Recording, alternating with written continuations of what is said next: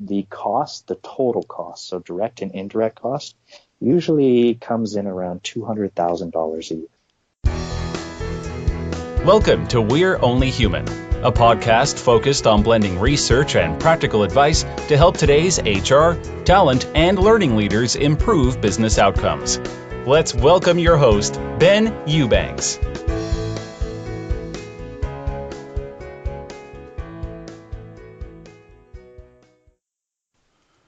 This is Ben Eubanks, host of We're Only Human. Thanks for joining me today. I've been finishing up some travel recently, and I'm ready to have some enjoyment of the summer months here in North Alabama with the kids.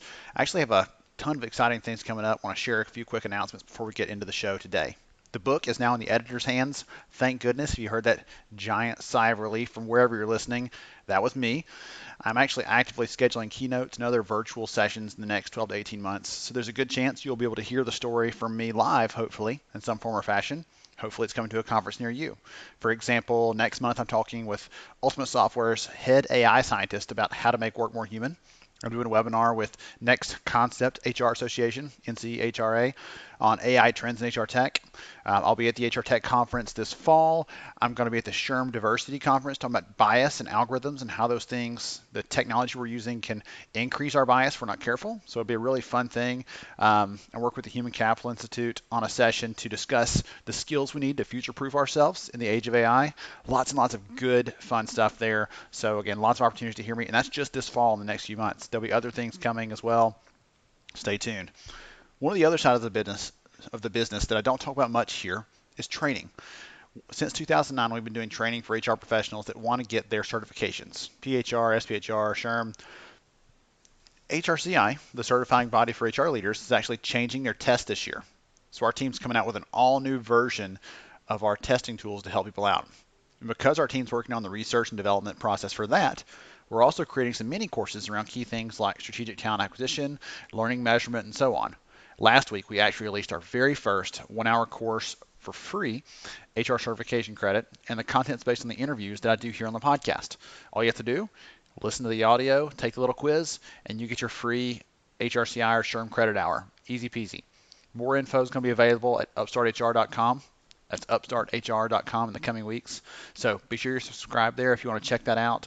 Take advantage of those things. If you're like me and you're also certified, I've got my SPHR and my SHRM SCP. I'm always looking for some good credit hour opportunities for free, and you'll find some good ones there. Speaking of learning, learning is a fundamental component of how we live and work. But all too often in the work context, it's a check the box activity, and there's not really a strategic approach to it. We actually found last year in some of our research that high-performing companies are much more likely than low-performing companies to have things like a learning strategy in place and to have a strategic approach to creating and deploying their learning content. People that are doing good things on the business side are more likely to do that. People that are struggling on the business side are more likely to just do this kind of ad hoc, no strategy behind it, or just do it because they're doing it, not because they're hoping to impact the business. One of the most common types of training we do in virtually every business is around safety. How do we prepare people to make wise decisions around safety at work? As I point out during the show today, the thing that I always come back to is that we cannot approach safety from the perspective of, okay, well, if I don't do it right, it only affects me. Because in reality, a lot of us have things that we do that affect other people. If that person that's driving the forklift doesn't pay attention to safety training, they could end up hurting someone else. And so it's really not about safety of yourself, but safety of the people around you and taking care of them. Today's discussion is with Rick Tobin. He's the CEO of SafetyNow. We talk about things like retention of learning, the critical role of safety training, and more. Really, really great discussion, and one that I really enjoyed, and I hope you will as well. Thank you to the Instructure team for setting me up with Rick, connecting with him. He was a sharp guy, fun. We had twice the conversation. I had to trim it down pretty good to get the podcast for you guys. Now, on with the show. Hello, everybody. Welcome to this episode of We're Only Human. I'm Ben Eubanks, your host, and today I'm talking about learning and why it matters to the business. I recently actually had a great discussion with the team at Florida Blue about this. When I guest hosted with Steve Bowes on the HR Happy Hour podcast. I'll make sure and get a link to that in the show notes so you can check it out if you're interested. But today I'm actually joined by Rick Tobin. He's the president of SafetyNow. We're going to talk about learning, content, training, all that good stuff. Welcome to the show, Rick. Thank you. Thank you for having me. Absolutely. So to get us started off, tell us a little about who you are, what you do, and then a little more about what SafetyNow does so we can understand that. Sure, absolutely. So, yeah, I mean, I'm president CEO of Bonguard Media, SafetyNow. I've been in place for, it seems like forever, but I've been in this role for 2 years with the company in various positions for 10 plus years.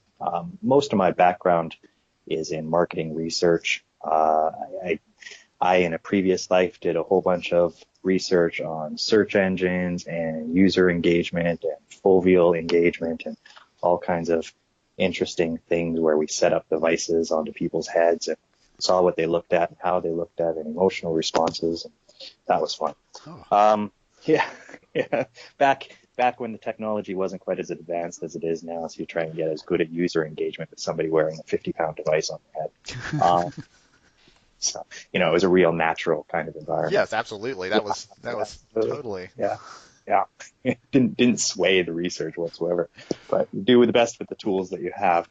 So a little bit about SafetyNow. SafetyNow has been in operation since 1929. Now, we originally started out as a company named Safety Foreman.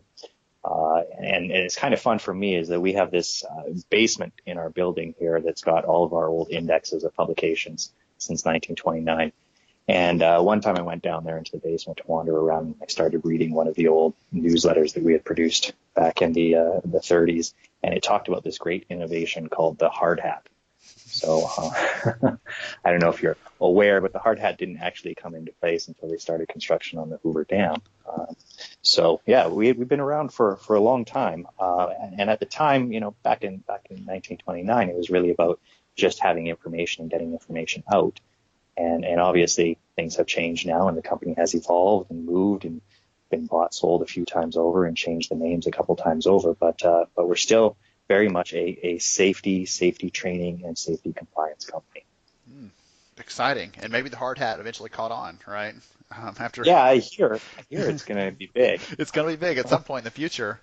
Interesting. That's right. Oh, I've got to be careful not to go too far down that rabbit hole because I love history and I love understanding those kinds of things and innovations, everything else. That's really anyway. To keep us from going too far that way, I love that stuff though. That'd be fun to chat about. Talk about. I mean, I think it's pretty obvious, but you guys do safety training. That's the core of your business. That's what you focus on. So learning is a key component of that. I've always been careful to say that training doesn't equal learning, right? Just because I throw some training at you, or here, how about this? Safety training is all about, let's pop in the video cassette, dating myself a little bit, pop in the video cassette, let them watch that, passive learning, and then they're all good to go, right? That's completely proven to eradicate safety issues. Right? Yeah. So I think, and that's kind of where I guess one of the foundations or the drivers into some of the innovations that we've been doing over the last couple of years is you're exactly right. Safety training is not kind of ubiquitous with safety learning. I mean, for 90% of companies out there, safety training is still actually, and not as antiquated or you're trying to sound as old as you feel. Safety training is still popping in the VHS tape. Wheeling around, for those that are listening, the television on the cart, with the AV working down the hallway and popping in the videotape. And it's not that much different. It's more of like a push the information out. And I've said it. So obviously because I've said it, you were paying attention. And obviously because I said it, you were engaging. And obviously because I said it, you'll remember it and you'll be safe.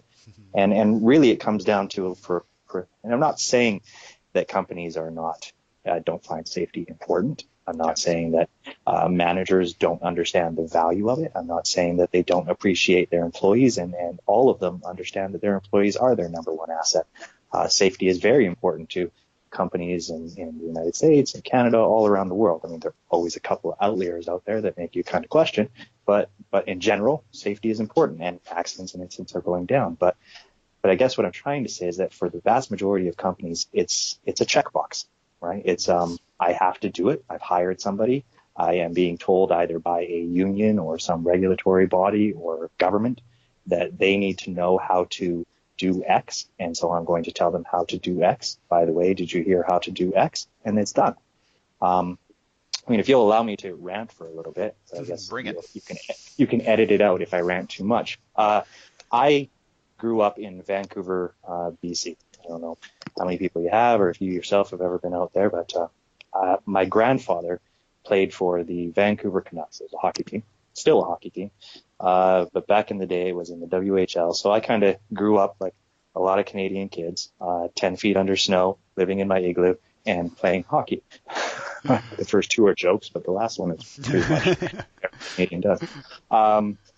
So we have a client, and the client is the Vancouver Canucks now, for SafetyNow. And so they invited me down to the rink to do a little walkthrough. And of course, me being a kid whose grandfather played for the team, and I could pretend that I was 8 years old, and back on the rink, I said, yeah, absolutely, I can write this off as a business expense. I'll be there tomorrow. And so I went down, and the gentleman there, the safety director, walked me around the rink. And this was right after Vancouver had done the Winter Olympics. So when the Olympics were going on, there was a mad rush to finish off all this infrastructure, right? So they brought in electricians, carpenters, every tradesperson known to man from everywhere in the world to try and get all these rinks or facilities built as quickly as they could, because the television cameras were going to start rolling tomorrow and the buildings had to be done. So part of this was the rink was there, and the safety director had to deliver what is the conventional safety talk every single day. And so one day he's delivering his safety talk inside a meeting room, just probably like everybody that's listening here has a meeting room that people go into, and he delivered this talk on ladder safety. It's not a new talk. I mean, it's not new information. Ladders have not really evolved or innovated in the last few years, contrary to what the late night television tells you about this ladder that moves. They're still pretty much the same, and the safety procedures haven't really changed that much. So he delivered this ladder safety talk that most of these guys have heard 20 times already in their life. Now, thinking about the audience was made up of people whose first language probably wasn't English for a lot of them. For the vast majority of them, their number one priority was getting to the work site and getting that job done, because that was the pressure, right? They didn't want to be there. And no matter how many donuts he bought and how much coffee he bought, all of them were checking out their telephones and wanted to get out of the room as fast as possible. And that's not an uncommon experience for a lot of companies in safety training. So he delivers this ladder safety talk, and once it's all done, everybody quickly rushes out as fast as they can to the job sites. And he cleans up the donuts that are half eaten, and the coffee cups that nobody took out, and the little paper handouts that he gave that told people how to use the ladders the right way, and throws them all in the garbage. And that takes him about 5-10 minutes. And as he walks out of the meeting room, he is surprised to see a ladder on the floor and a 300-pound electrician splayed out on the electrical racks inside the ice rink, because he had been using the wrong ladder. He used an extension instead of a proper step ladder. And the ladder was on the floor, 300-pound guy hanging on aluminum racks that can maybe support 100 pounds, screaming out for somebody to help him, because the 12 feet that he could potentially fall could cause serious injury, as well as, potentially break those electrical wires and lead to a fatality. And that I use in a lot of ways when I talk to people about kind of what we do. That's what safety training looks like right there. It's not that he doesn't care. It's not that the company doesn't care. It's just that, people are doing the things that they did a long time ago, when maybe just getting the information out was good enough. And right now, there are a lot of things at play that make it that just getting the information out doesn't work. And I mean, you talk about learning, and you talk about learning across the board, and you've talked about it in other ways. And when it comes to like higher education, learning has changed. When it comes to even, primary education, learning has changed, right? They're embracing cognitive learning theories since the 1960s, and curriculums have changed in high schools and primary schools and universities, and people are growing up with different things, learning in different ways. And the reason that they're learning in different ways is because it's better, right? It works. Information sinks in, people get it, people engage with it, people remember it. Whereas conventional kind of workplace learning, training, is still, like you said, it's training. It's just pushing the information out. And we're getting less and less results. I keep talking about there are different things at play right now. Technology is obviously coming in, right? New technologies, cheaper technologies, access to technology. The workplaces are becoming more diverse. And me as a mid-40s, middle-aged person, always rant about millennials, right? It's caused bane in my existence. It's ruining my TV. But yeah, millennials have grown up learning in different patterns and better patterns, by the way.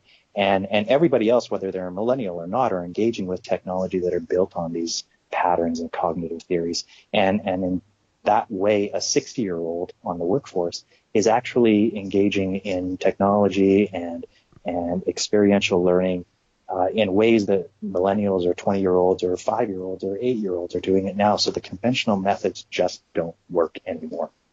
I mean, one of the stats that we can throw out is, and this is Ebbinghaus forgetting curve. I mean, everybody right now is probably Googling or flipping back to their old psychology book from first year, but 70% of information is forgotten within 24 hours, right? So, yeah. I mean, I like to think that I'm super exciting to listen to. I like to think that I'm devilishly handsome and I have a voice like Barry White and everybody just hangs on every word I say. But the reality is that probably people are going to listen to this podcast and within 24 hours forget 70% of what I said. Mm-hmm. Yeah.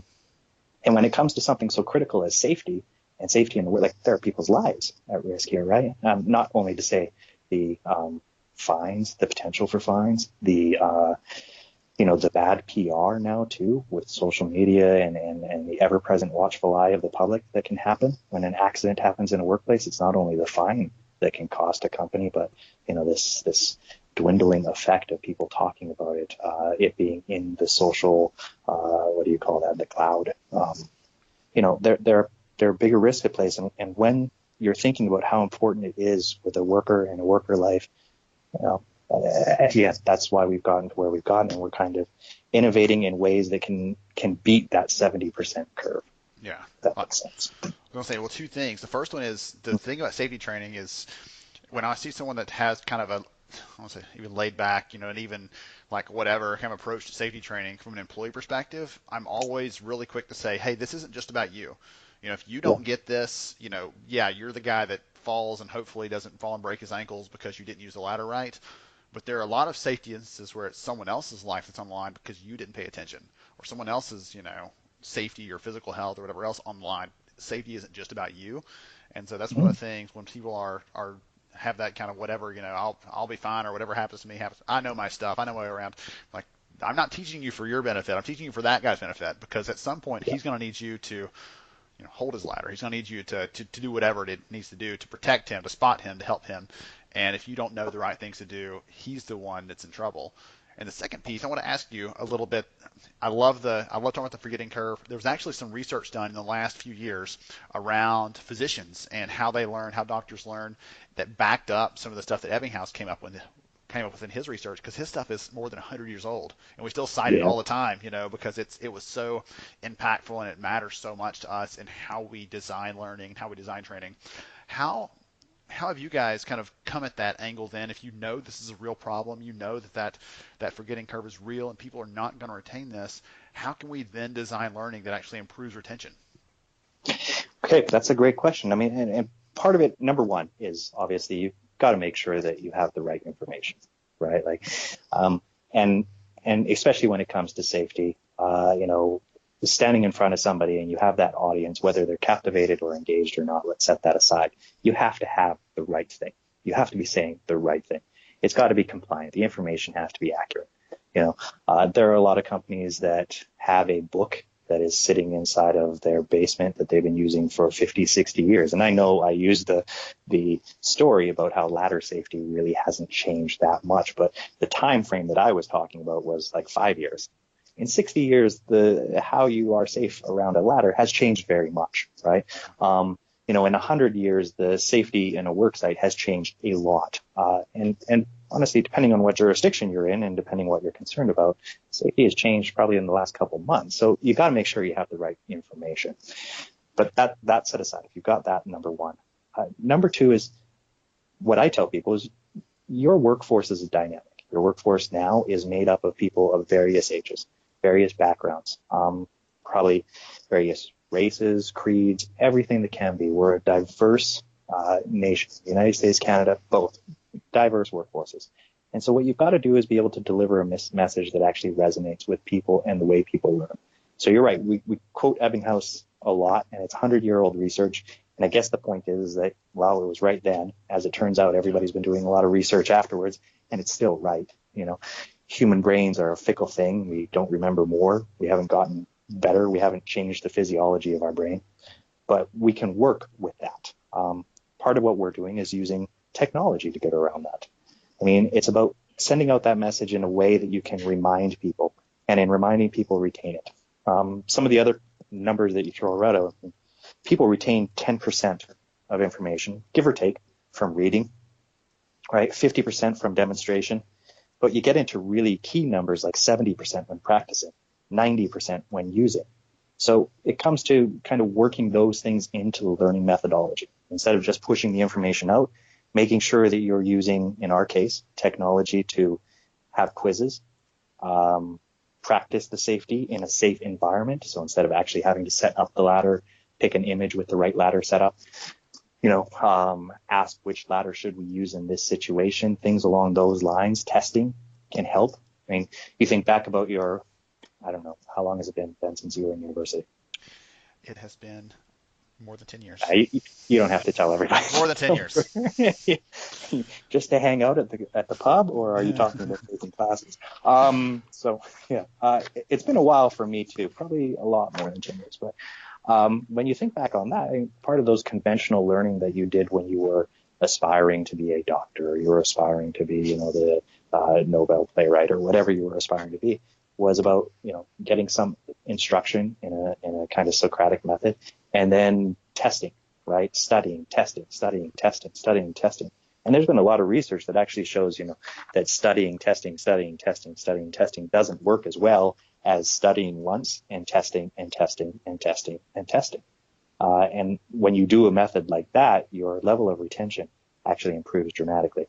And then when you work in things like a spacing effect, so you take those tests within specific timed intervals, your level of retention works, exponentially better. And you can take that Ebbinghaus curve, which is tough to illustrate in a podcast, but for everybody that knows, it's just a plain exponential curve. It goes real sharp down and to the right, which is the opposite of what you want to do in any financial situation, but usually what I do on my stocks. But yeah, it falls sharp down and to the right. And so what you can do with studies, test, what you can do with integrating in kind of practical testing instead of just a ABC quiz, what you can do with making the tests themselves a mixture of hard tasks and easy tasks, not trying to set up the learning just to pass somebody. I mean, in doing things like that at specific time intervals, the level of retention gets closer and closer and closer to 100%. And if you want it, by the way, we've got case studies that prove it. I mean, we've done it with clients and tested their workers 1 week later after getting a traditional safety method, and the level of retention was about 15%. And then we tested them using an LMS with spacing and testing and all of these intervals in a training methodology as a whole, and the level of retention was about 92, 93%. Interesting. And yeah, it's dramatic. And it's not expensive. It's not more expensive. It's not more involved. Actually, you can use these technologies that exist out there, and it doesn't cost you more. I mean, conventional safety training, worker safety training, is actually really expensive when you think about it. Grabbing everybody off of that production floor and pulling them into a room, that's a huge sunk cost, right? Production is down for an hour or however long, and then down for another half hour where everybody gets adjusted and back into the swing of things and working, right? Mm-hmm. We know that it's not very effective, so you're spending a lot of time to get something that isn't effective. That, by the way, is not a smart decision. But you're doing that. And then, of course, there's the bill for the donuts, for the pizza, right? Eliminating as many distractions as you possibly can. I don't know, maybe put in a cell jammer to stop people from doing Facebook or YouTube or whatever else they'd rather be doing instead of listening to your training. It can be very expensive. We've done some research, and for a company with about 500 employees, the total cost, so direct and indirect cost, usually comes in around $200,000 a year. That's a big expense, right? Yes. But you can use technology like an LMS, and it can launch these online courses. Of course, we have them, but it can launch these online courses with the timed intervals and the quizzes, and it really is as simple as pressing start. And you're going to get an engagement that's around, the high 90%. You're going to get retention, and as a result, you're going to get safer employees. Now, we obviously do this from the perspective of safety and safety training, but the same cognitive methodologies work for, I don't know, everything, management skills, right? Any kind of work or training. Because in my experience, and as limited as it is, in my experience, most companies don't tackle workplace learning the same way that higher institutions tackle workplace learning. Most companies tackle workplace learning in a perspective of, I hired somebody because they already know what to do. I just want them to do it, right? And we'll talk about lifelong learning, and we'll talk about all these things in a corporate boardroom, or we'll talk about all these things when we're having coffees and engaging in conferences and say, yeah, I really want my employees to care and be engaged and drive, and I want to set up everything for it. But most companies are not changing the way they actually implement that type of learning. And if you're not doing that, you're not going to get the results. That really leads me to one of the questions I want to ask you is, if you had, someone sitting here in front of you, you got a couple of them listening into you right now, what advice would you give them? They're an HR leader, they're a learning leader, they're even a small business leader, and they want to create that culture of learning, not the culture of training, of passive, I'll just dump it in your lap and walk away and hope you get it, not that kind of approach, but to really cultivate that so that people feel like they're actually getting it, they're absorbing it, they're putting into practice, because learning, and at the end of it, is really about behavior change. Right? It's not just about knowledge transfer, but it's about making them do something hopefully different, smarter, better, faster than they were doing it before, safer in your case. But how can we really cultivate that culture of learning? Yeah, those are great question. Foundationary question, right? You go online and there'll be 10,000 follow these steps, do this, do this, do this. I mean, the one thing in all of my research and understanding that they share is that it's got to come from the top, right? Like the message and the belief and the behavior, it's not enough to say it, you have to do it yourself, right? Lead by example. Yeah, in every way, shape, or form. And it's not like do it because somebody's watching, do it because you want to do it. There's a big difference in that, right? I talk to lots of other CEOs, presidents, things like most are pretty smart people. Most, like, let's not say all, but most are pretty smart. I mean, I'm obviously on the side that is not that smart, but most are pretty smart and know what needs to be done. But there's a difference between knowing it and doing it. And where most companies fail is in that execution. It's not in the strategy so much, it's in the execution. So when I say you got to lead by example, or it's got to be in the top, you got to do it very much as if nobody's watching, right? It's like dancing like nobody's watching, right? You got to be that kind of passionate about it, because if you're not, nobody will be. Now, if you are, that does not mean everybody will be, right? And that for me, by the way, as a leader in this company, is the hardest pill for me always to swallow, right? Like, I'm passionate, I'm engaged, I really want it. I want everybody to be successful. I want them to be learners. I'm taking courses, I'm going places, I'm suggesting reading, I'm talking about the latest thing that I learned, right? And asking people, what's the latest thing that you did? How do you feel about it? Tell me what you think. Why don't we do this together? I'm trying to do that. I'm not getting 100% engagement. I offer incentives. I'm not getting 100% engagement. And maybe that's, over the course of time, harder and harder and harder for me to accept that just because you do it and you do it right, you're probably not going to get everybody. Yeah. But that doesn't mean you stop doing it. And by the way, as well, if you have a methodology, that methodology isn't going to work for everybody, and that methodology isn't going to work all the time. So the other most important thing is that if you believe it and you're doing it as if nobody's watching, you better be watching. Right? You got to have metrics in place. You got to have a dashboard in place. You got to be looking at it all the time. Because at least in my experience, changing behavior is a series of micro steps. It's not a 180 or about face. I'm trying to think back of the 20 plus years ago that I was in university, but behavior only changes dramatically because of trauma. So I don't suggest that for any workplace. I mean, I guess that's an option, right? You could set up a really bad scenario, a traumatic event, and maybe everybody will toe the line. But in the absence of you being a sociopath, what you probably want to do is a series of micro adjustments. And so, okay, number one, you believe it, you're doing it. Number two, watch it, right? Watch everybody else. And then, experiment with methodologies, experiment in what's the best thing for each person. And there are a lot of technologies that exist out there that can help you with this, right? There are LMS in place. There are different learning methods. There are there are systems set up that are literally as easy as push a button, and it does kind of the 80% that you need it to do. But that 20% is pretty critical. I don't know if that answered your question or just kind of got you a whole bunch of material that ends up on the editor floor. No, I actually wrote down dance like no one's watching and learn like no one's watching, because I think that's a really, I'll probably have to use that as like the title of a blog post, because I love that idea of we should always be doing this, and it shouldn't feel like, by the way, I read a TED, I watched a TED talk this morning, and here are the 3 things that you should do to be a better leader. It shouldn't feel like it's mechanical if you're leading others. It should be like, hey, you know what? I saw this really cool thing this morning. Here's one of the neat ideas I got out that really applies to us in our business. One of the books I read years ago that I loved. Here's an example. Book called The Frontline Leader, and it's the story of Chris Van Gorder, who's the CEO, one of the good ones. I can't lump you in the bad ones yet, Rick. I don't know you well enough. But Chris is one of the good ones, and he talks about how he communicates with people. And every single morning, he gets up, first thing in the morning, goes to his computer, scrolls through some of the news headlines that apply to the healthcare business, because that's the business he's in, and will send out an email to all of the employees in the company saying, hey, here's a couple things that you probably need to read that matter to us, our industry, the kind of care we have, new research that's coming out, like anything that's relevant and helpful. And he shares that with people because he's consumed it himself already and filtered out some of the things that he thinks are going to help them to do their jobs better, be more informed, things like that. And that's a great example of leading by example, and not making it feel like go and do these things because you're going to be tested on it, but because I want you to be successful. I think that we can all be more successful if we're more informed, and he shares it from that perspective.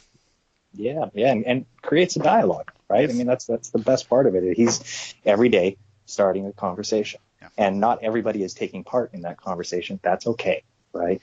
But some are, and they're having conversations with people, and that's when you get that really interesting kind of exponential growth and real dynamic change. So yeah, I mean, some guys do it really well, and I tell you, sometimes it's a chore too, right? I mean, I bet you there are days that he gets up in the morning and he's just tired. Yes. No doubt. I don't want to read. I don't want to send this email, right? Mm-hmm. Or he looks at the open rate on the email and goes, man, nobody read that. I don't want to do this anymore, right? And that, by the way, is another one of those good cognitive studies in learning and implementing behavior change. Like, everything is exciting and new at the start, and it will always plateau at some point, right? You will get diminishing results at a certain point. And if you're watching things, if you're doing things the right way, you can tweak, you can maneuver, you can change to try and get it exciting and engaging enough. But sometimes you just got to stick to it, And that seems to be hard too for people and for companies as well. It's like you hit that plateau and you get scared, right? Like you hit that plateau and you're like, oh no, but all the corporate books tell me that it's always got to be going top and to the right. Like, it's always got to be going that way. I didn't get enough shareholder equity built up today. Like, come on, I got to move. I don't know, these are some of the conversations over here. But and that's tough. And sometimes, we look at it from an athlete, and an athlete will tell you, and these are great parallels when you hear about an athlete, like, hey, you want to lose weight? It's not rocket science. Eat less, do more, right? It's basic fundamentals. You can read about this diet, this diet, this diet, this diet, this method, this method, this method. It's all the same, right? Do more, eat less. Fine. Okay. So the strategy is there, but the execution is a little tough. But every athlete hits a plateau and they muscle through it, right? Every Navy SEAL will say, muscle through it. When you're tired, muscle through it.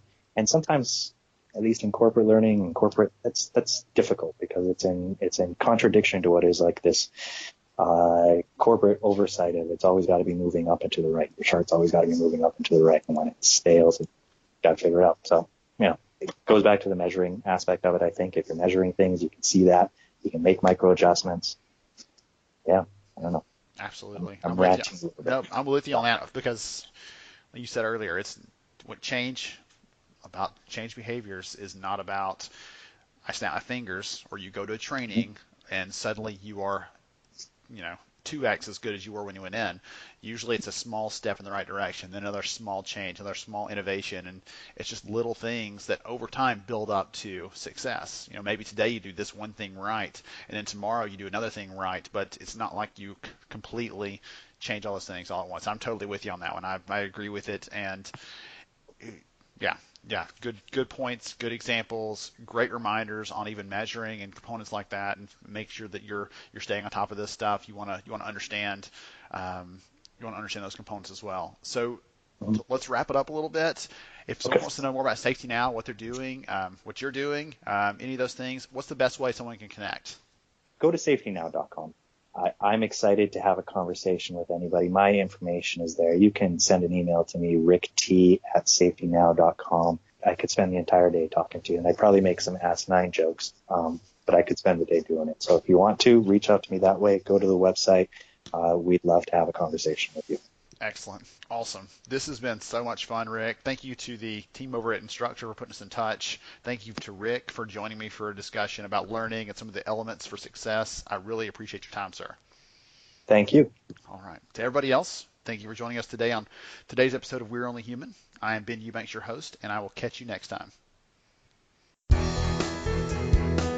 Thank you for listening to We're Only Human. Please take a moment to share this episode with another HR leader who might see it as a valuable resource in their daily work. For more information about the podcast and to see all our show archives, please visit upstarthr.com.